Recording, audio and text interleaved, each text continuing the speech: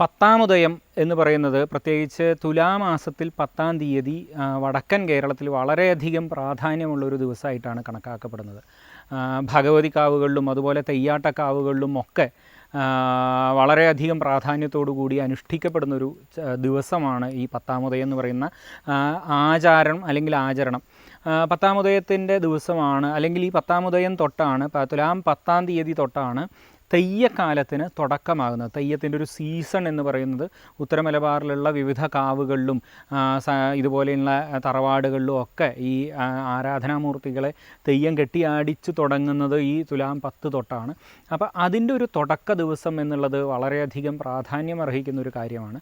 അതുകൊണ്ട് തന്നെ ഇവിടെ ഞങ്ങളുടെ ഇല്ലത്ത് എല്ലാ വർഷവും തുലാപ്പത്തിൻ്റെ ദിവസം ഇത്തരത്തിൽ ഞങ്ങളുടെ ഏറ്റവും പ്രധാനപ്പെട്ട ഭഗവതി, ഇല്ലത്തെ പരദേവതയായിട്ട് ആരാധിച്ചു വരുന്ന കൂവച്ചാൽ ഭഗവതി എന്ന് പറയുന്ന ഭഗവതിയുടെ ഒരു കെട്ടിയാട്ടം, അല്ലെങ്കിൽ തെയ്യത്തിൻ്റെ പൂർണ്ണരൂപത്തിലല്ല, കലശം വയ്ക്കുക എന്നാണ് പറയുക, ഒരു മുദ്രക്കലശം എന്നൊക്കെ പറയും.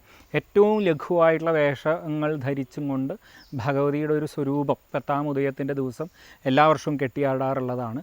അകത്ത് ഞങ്ങളുടെ സമ്പ്രദായത്തിലുള്ള ഗുരുതിയും പൂജയും അതൊക്കെ കഴിഞ്ഞ മന്ത്രമൂർത്തികൾക്ക് എല്ലാവർക്കും ഗുരുതിയും പൂജയും ഒക്കെ കഴിഞ്ഞ ശേഷം പുറത്ത് ഭഗവതിക്ക് ഇത് തെയ്യം കെട്ടുന്ന അതിന് അർഹതപ്പെട്ട സമുദായം, കൂവച്ചാൽ ഭഗവതിയുടെ തെയ്യം കെട്ടിയാടുന്നത് വണ്ണാൻ സമുദായത്തിൽപ്പെട്ട ഒരു അംഗമാണ്.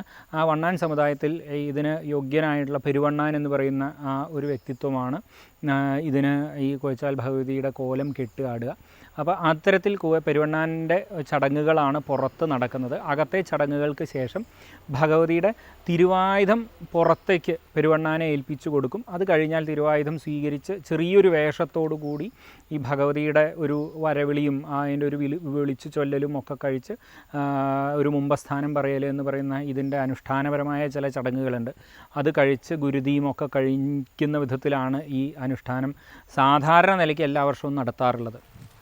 എന്നാൽ ഇക്കുറി ഒരു വിശേഷമായിട്ട് ഞങ്ങൾ മലയറാട്ട് നിശ്ചയിച്ച സാഹചര്യത്തിൽ മലയറാട്ടിൻ്റെ ഒരു പ്രാരംഭം, ഒരു ആചാരപരമായ തുടക്കം എന്നുള്ള നിലയ്ക്ക് കൂടി ഇന്നത്തെ ദിവസത്തിന് ഒരു പ്രാധാന്യമുണ്ട്. ഞങ്ങളുടെ ഇല്ലത്തെ ഭഗവതി കെട്ടി ആടുന്ന ദിവസം, മന്ത്രമൂർത്തികൾക്ക് വിശേഷമായിട്ടുള്ള പൂജയുള്ള ദിവസം തന്നെ ഔപചാരികമായിട്ട് ദേവീ സമക്ഷത്തിൽ നിന്ന് ദൈവികമായിട്ടുള്ളൊരു ചടങ്ങ് എന്ന നിലയിൽ വിവിധ തെയ്യക്കോലങ്ങൾ കെട്ടിയാടുന്നതിന് അർഹതപ്പെട്ടിട്ടുള്ള അവകാശികളായിട്ടുള്ള വിവിധ അംഗങ്ങളുണ്ട്, കുടുംബാംഗങ്ങളുണ്ട്. അവരെ ഔപചാരികമായിട്ട് ഇത് നമ്മൾ ഇന്നതാണ് കാര്യമെന്നും ഈ മലയറാട്ട് വളരെ ഭംഗിയാക്കി നടത്തി തരണമെന്നും പറഞ്ഞ് ആ അവകാശികളെ